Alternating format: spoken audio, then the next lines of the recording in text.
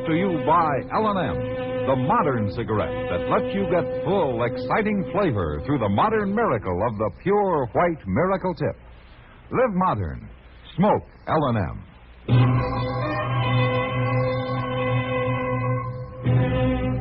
Around Dodge City and in the territory on West, there's just one way to handle the killers and the spoilers, and that's with a U.S. Marshal and the smell of Gunsmoke.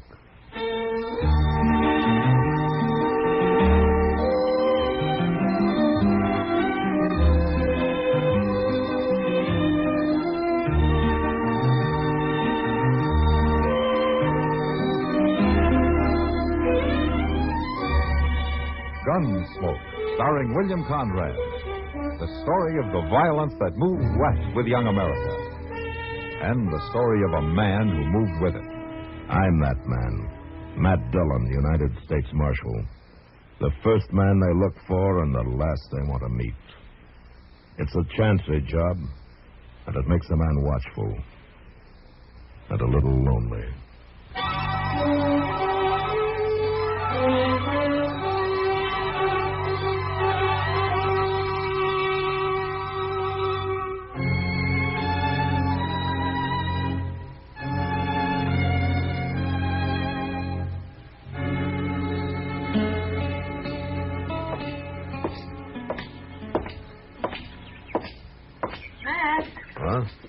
Wait a minute.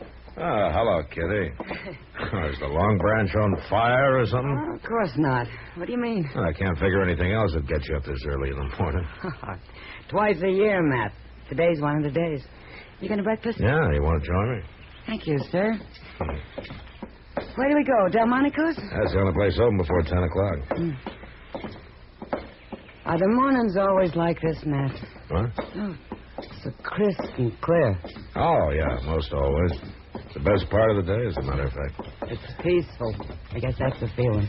That's the only time of day Dodge is peaceful. That little shaver's in a big hurry about something.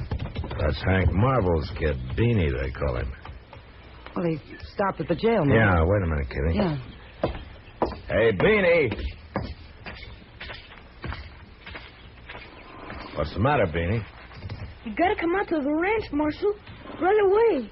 It's my pop. He's been shot. Been shot? Well, how bad is he? He's dead.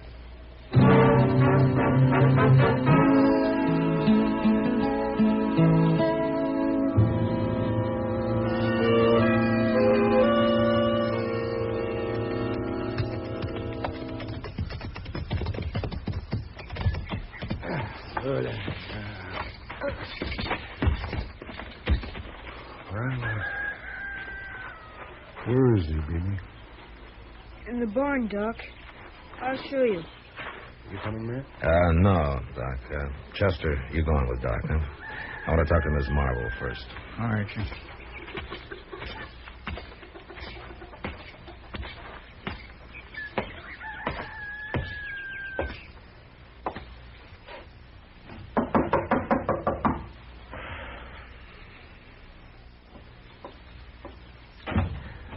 Miss Marvel?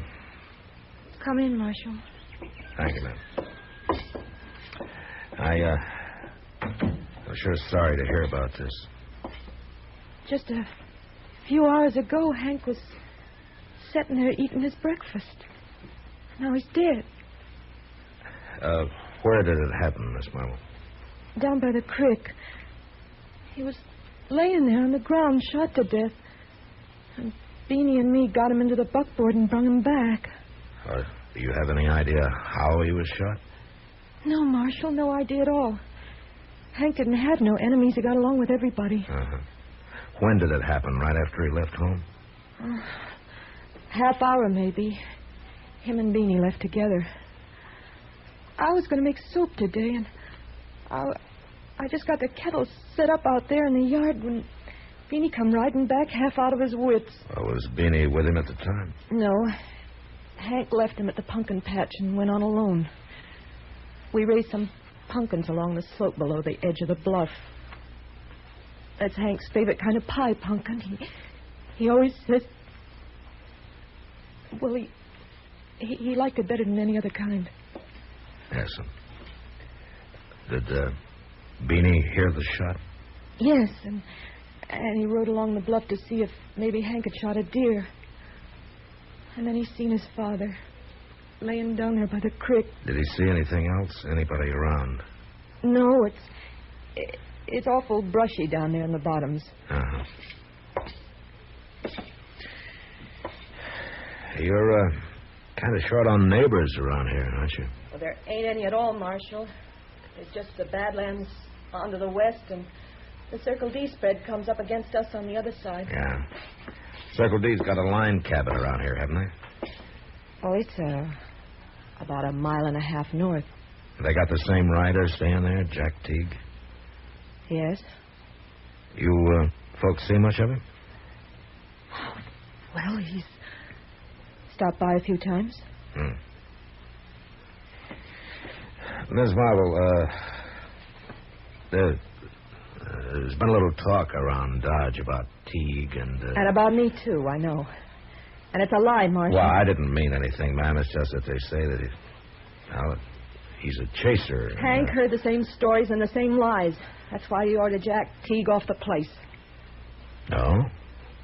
Well, when was that? Last night.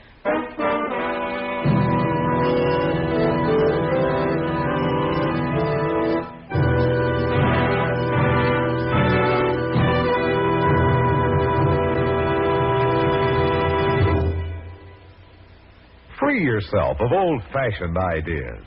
Why don't you live modern? Live modern.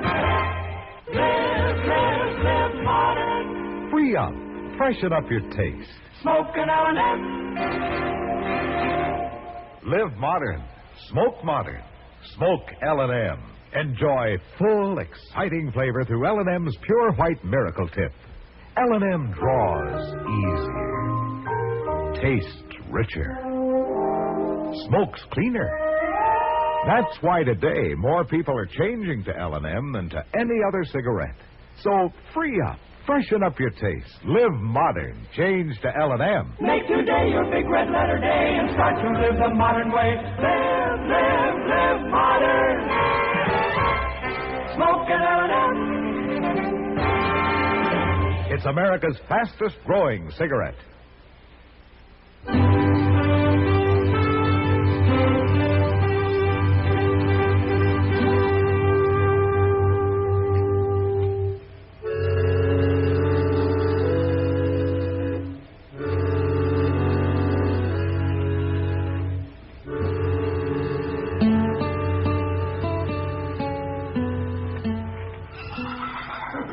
Well, Matt, I guess that's that. The bullet caught him in the back, around the shoulder blade. He never knew what hit him. Did you get the bullet, Doc? Yeah, rifle of some kind, looks like. Yeah, small caliber, though. Nothing like a Sharps 50. No, more like one of those light Winchesters. That won't help you much. Plenty of both kinds around. Yeah, I know. Well, you and Chester riding back into Dodge now? Now I want to take a look at the place where it happened. The kid's going along in shorts. Where'd you get to, Mr. Dillon? Oh, in the house with his mother, I guess. She's pretty upset. But at least she's lucky to have the boy left. Be mighty hard for a woman to keep this place up by herself. Yeah, it sure would. It's an awful nice little ranch. I wished I had it. You wish... Are you thinking about the ranch, Chester, or the widow? Oh, now, Doc. That's all right. I can't see as I blame you.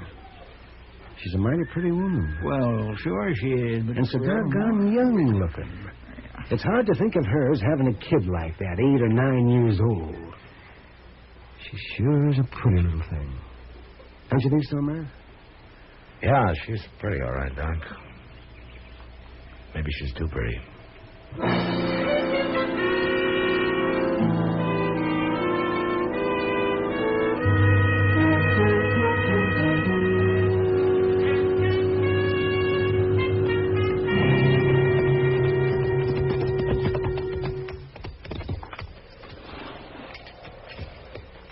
There's where he was, Marshal.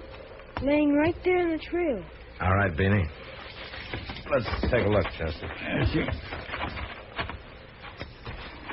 I come riding along the bluff up there after I heard that old shot, and I got right there at the point where I see him laying here. Uh-huh. Your mother was right. There's plenty of brush in here. There's cover enough for a tribe of Comanches. You think maybe it was Comanches?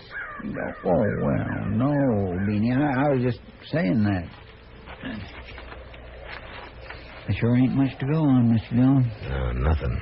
With all this brush for a man to hide in without being seen. To hide in, yeah, but getting away after it'd be a different story. Oh?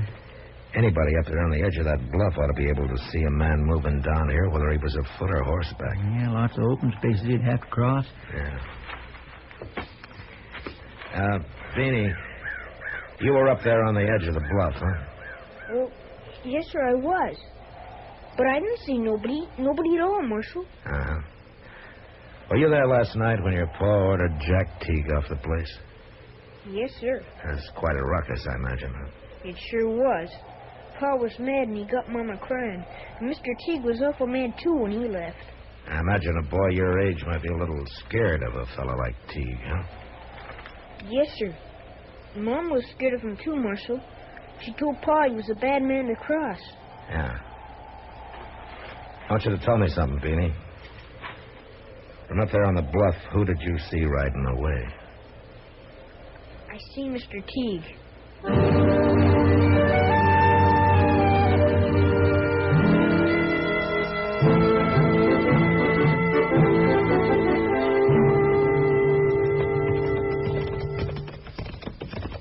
I think that line cabin's just around the next turn yonder, Mr. Dillon. Yeah, I caught a glimpse of it from back up the trail away. Doggone it all, you'd think they'd clear out some of this cussed brush from along the trail.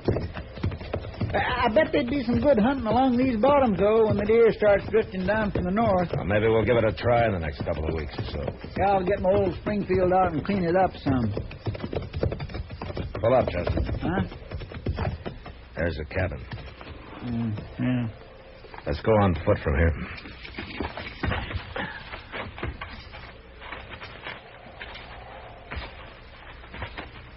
There's a horse tied there at the corner. Yeah. All saddled up. Bedroll tied on behind. Looks like maybe Teague's figuring on moving. Hit the bluff. Reckon we come to the right place. Yeah, it looks that way.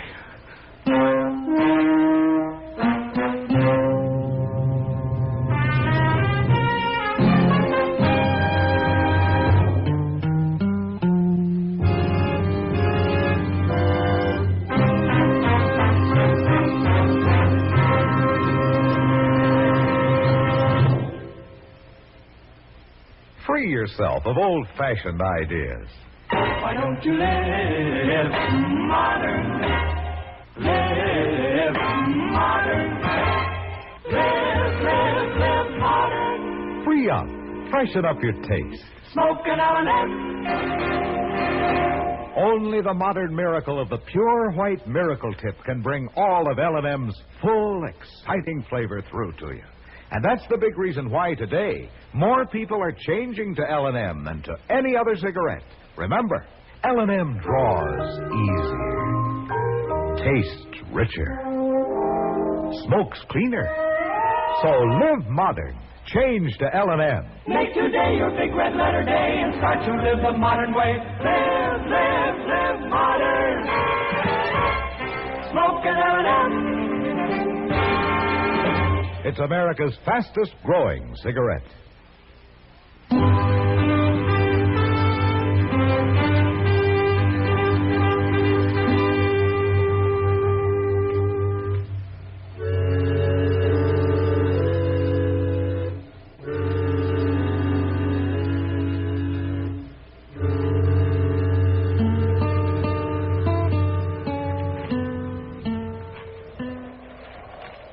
Making no move, Mr. Dillon. He's still there, though.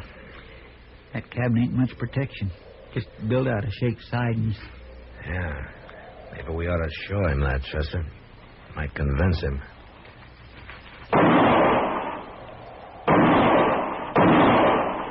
Hey, Teague! He don't act very convinced, does he? Don't be a fool, Teague. Those walls won't even slow down a bullet. Now come out with your hands up.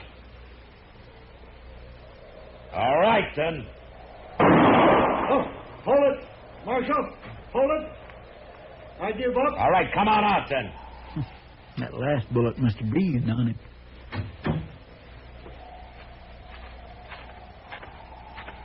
All right, hold it, Tig. That's far enough. I knowed I was in for it when June rode over and told me Hank was shot. June? Yeah, it was Marvel. That's why I was trying to get away. I knowed I wouldn't have a chance. Tig, Hank's boys saw you. He saw me? He saw me what? Right away, right after his dad was shot. Well, that's a lie. I weren't even near them bottoms this morning. You got a rifle here? Sure. I got a Sharps 50, and it's been fired, too. I tried for a deer this morning. Hank Marvel wasn't killed with a Sharps. You got a small bore here, a light Winchester, maybe? Of course not. That's a woman's gun, Marshal.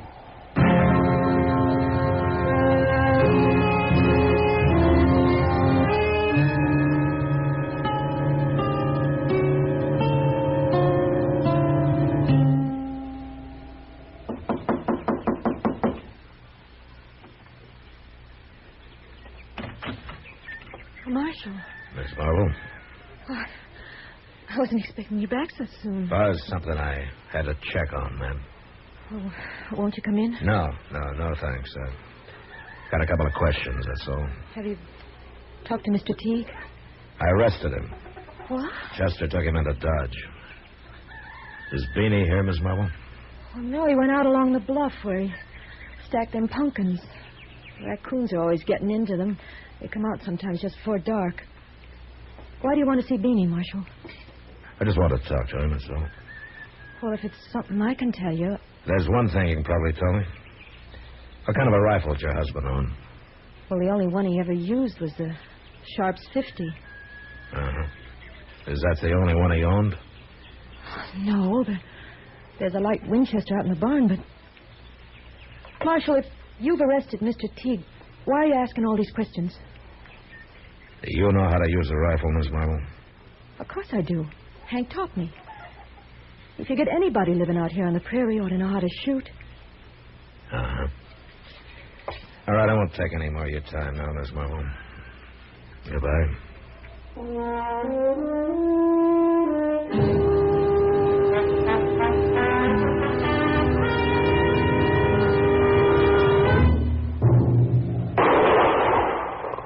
By golly, I got him. That was a good shot, Beanie. Marshal, I didn't hear you come up. Well, I kept quiet. I saw you trying to get a sight on that coon. Sit down, Beanie. I want to talk to you. Sure, Marshal. That darn old coon sure won't get no more of them pumpkins. No, I guess he won't. That, your mother's Winchester? Well, yeah, Pop got it for her. But she said it's part mine, too. That's a fine-looking gun. It sure is, Marshal. It's just a mighty fine gun, that's all. Did you find Mr. Teague? Yeah, I found him. Beanie, he said he wasn't down there in the bottoms this morning. But I seen him, Marshal. Plain as anything. I was just talking to your mother. She's a mighty fine woman, Beanie. She ain't no woman. She's a girl. Oh? She's a lot younger than Pop was. She's pretty near 11 years younger. She and your pop got along pretty well, did they? Well, he made her cry sometimes. Like last night, after Mr. Teague left. And again this morning, too. Now, what happened this morning? Same thing. He was drumming at her about Mr. Teague.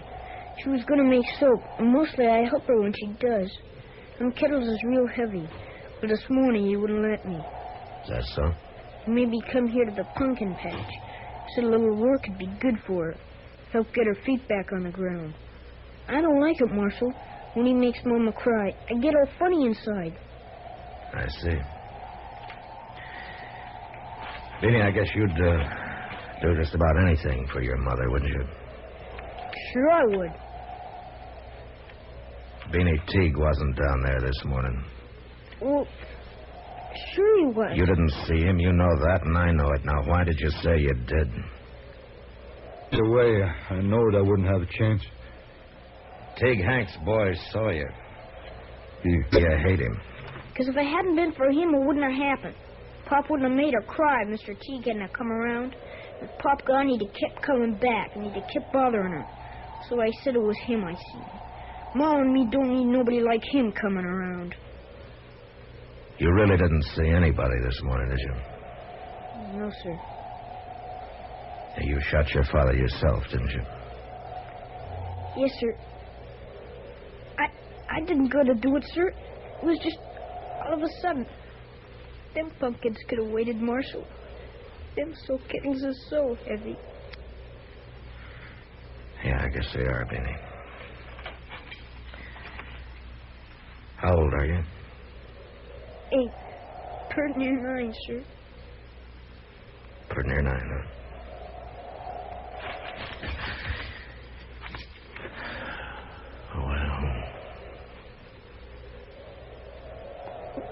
What do you figure will happen, Marshal? Beanie, I wish I knew.